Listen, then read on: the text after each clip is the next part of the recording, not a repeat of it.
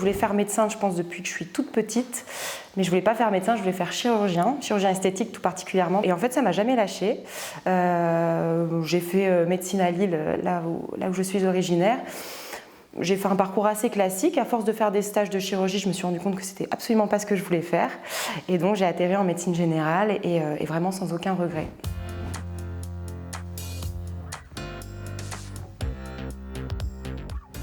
En fait, je cherchais un sujet de thèse et on m'a proposé un sujet en rapport avec le tabac, le sevrage tabagique. Et donc, c'est grâce à ma directrice de thèse qui est une tabacologue, une addictologue. Elle m'a un peu transmis l'importance de prendre en charge le tabac chez nos patients. Et c'est vrai que finalement, à force de rencontrer des patients tabagiques et de travailler avec eux dans le cadre de cette thèse, je me suis rendu compte que c'était vraiment quelque chose à prendre en compte et c'est comme ça en fait que j'ai atterri dans le sevrage tabagique.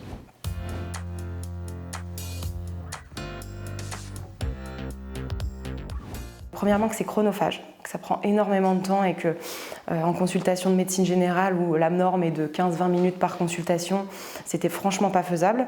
Le frein des patients qui pensent que les patchs marchent pas par exemple, ça pour le coup c'est vraiment une idée reçue. Le patch fonctionne très bien à condition qu'on sache l'utiliser et qu'on sache s'en servir. Ensuite que c'était complexe, c'est-à-dire que clairement on n'est pas formé à ça. Oui, on connaît les grandes lignes, mais comment aider quelqu'un à se sevrer en tabac si on n'en a jamais fait, ça c'était très difficile.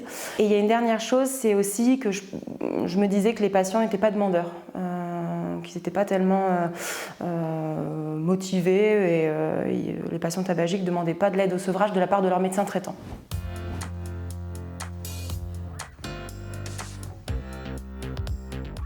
On se rend compte que les patients, en leur expliquant, en leur mettant pas de pression, en les déculpabilisant, ils sont de plus en plus motivés à faire du sevrage et ils vivent pas ça comme un échec si jamais ils n'y arrivent pas. En fait, tout est une question de discussion, d'apprendre à écouter le patient, de laisser, de bien lui donner les informations et de le rendre acteur de son sevrage parce que clairement, on lui donne les infos, mais c'est lui qui fait le boulot. Et c'est lui qui réussit. C'est sûr que si on nous demande de gérer le tabac à la fin, quand on a déjà passé 15 minutes, c'est pas possible. Mais en faisant des consultations dédiées, on se rend compte qu'au final, ça prend pas beaucoup plus de temps qu'une consultation classique. Il suffit par contre de faire un suivi avec des consultations régulières et le problème du temps est largement réglé. Pour s'aider à arrêter de fumer, on a bien vu que maintenant c'était plus facile d'arrêter avec des médicaments, notamment les patchs, surtout maintenant avec les politiques anti-tabac, les patchs sont remboursés, il y a plein de prescripteurs possibles. C'est plus facile avec des traitements à partir du moment où on sait les utiliser et qui sont bien dosés.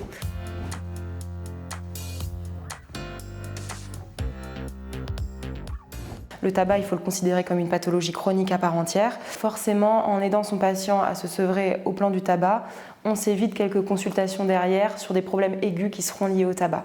Les patients que je connais le mieux, c'est ceux que j'ai pris en charge en sevrage tabagique parce que c'est ceux que je vois le plus et avec qui je discute le plus. Et ça donne une relation vraiment très particulière au-delà de la médecine générale, encore plus. Et ça, c'est super intéressant, je pense, à la fois pour nous, mais aussi pour eux. Alors, on voit au fur et à mesure de l'évolution les bénéfices qu'ils tirent du sevrage tabagique. Faut leur demander déjà parce qu'ils s'en rendent pas forcément compte, ils prennent pas forcément le temps de faire le point. Et c'est vrai qu'on se rend compte qu'au niveau du souffle, au niveau ne serait-ce que du goût, de l'odorat, au niveau physique notamment chez les femmes, c'est hyper important. Elles se sentent mieux, elles ont un teint qui est beaucoup plus sympa, etc.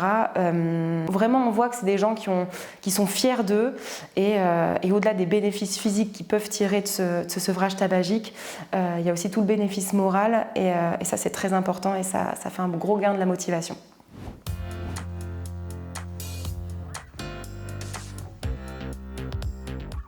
Les personnes qui viennent spécifiquement pour le tabac, c'est assez peu, c'est on va dire 2 par mois.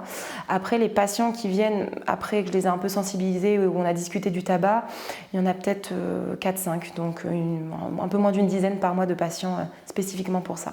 Déjà, je demande au patient dans ses antécédents est-ce qu'il fume. Si le patient me dit oui, Je lui demande tout simplement s'il a déjà essayé d'arrêter de fumer ou pas. Soit du coup il enchaîne directement et il est demandeur d'une aide au tabac et là on en discute directement.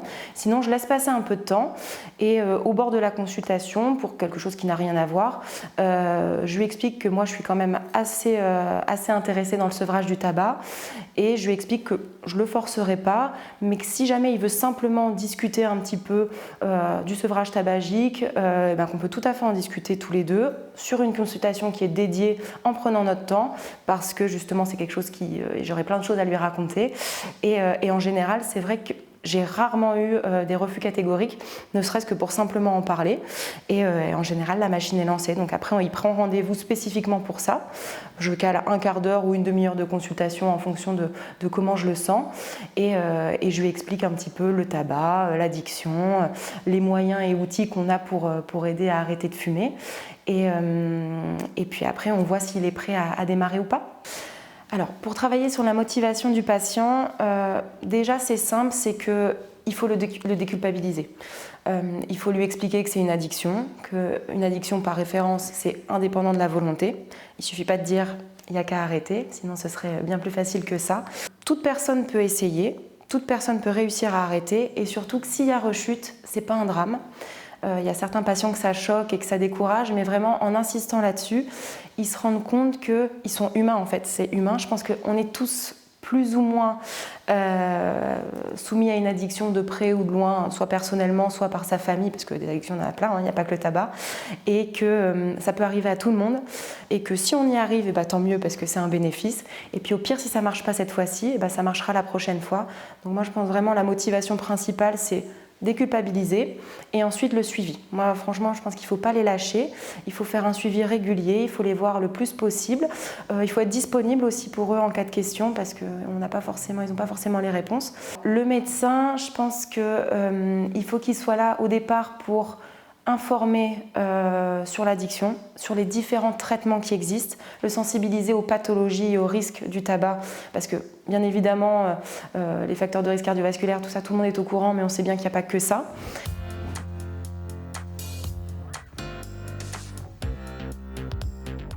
Moi, je travaille beaucoup en lien avec les pharmaciens parce que souvent, alors on a eu pas mal de pharmaciens qui n'étaient pas forcément au courant du dosage des patchs, qu'on puisse en mettre plusieurs, qu'on puisse fumer sur les patchs. Donc c'est vrai que les patients avaient des informations contradictoires. Donc j'ai été amenée à discuter avec eux.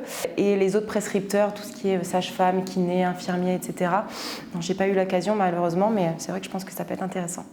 C'est important de travailler avec d'autres confrères, notamment parce que par moment le patient peut être proche, parce que je sais pas, il a une infirmière qui passe tous les jours, il a des séances de kiné toutes les semaines, voilà, donc ça c'est bien. Et puis surtout, ça permet d'avoir un autre discours. Par moment, en fait, on va discuter avec une personne et puis en fait on va lui dire la même chose mais de façon différente et il va plus adhérer à l'autre discours.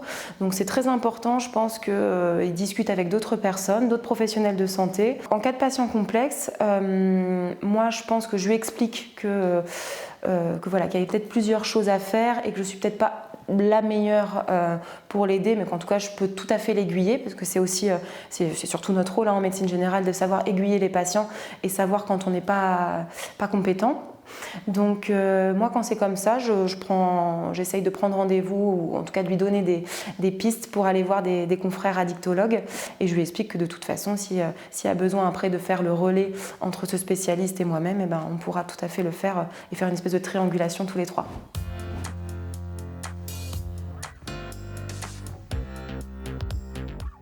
Si tu veux en fait aider tes patients à arrêter de fumer, déjà, il faut comprendre que c'est surtout pas infaisable. Avec les bons outils, on y arrive. Les patients, ils sont contents vraiment qu'on les aide à arrêter de fumer. Il n'y a pas grand-chose à faire à part vraiment dédier sa consultation à ça. C'est pas si long que ça, vraiment sur une consultation dédiée, ça prend pas plus de 15-20 minutes.